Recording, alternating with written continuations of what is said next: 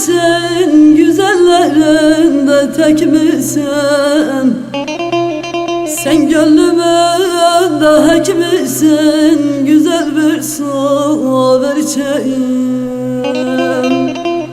Sen gönlümün de hek misin, güzel bir soverçeyim.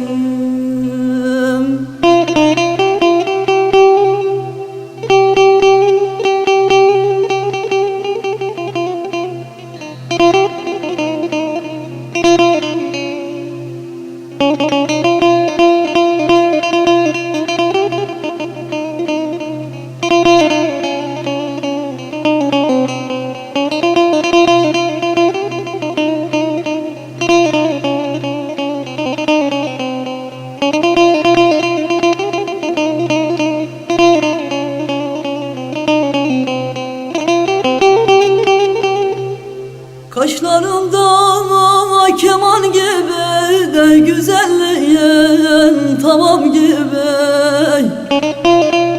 Ben yanarım da Kerem gibi de güzel bir soverçeyim. Ben yanarım da Kerem gibi de güzel bir soverçeyim.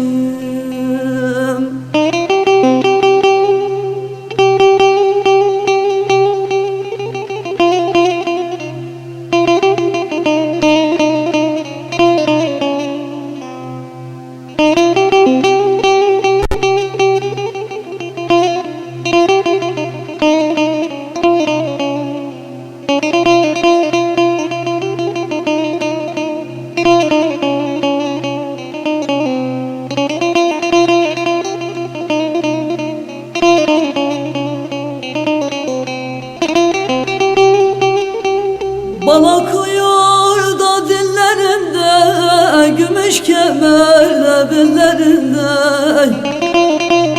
Akıl ağdan ellerinde de güzel bir soverçeyim. Akıl ağdan ellerinde de güzel bir soverçeyim.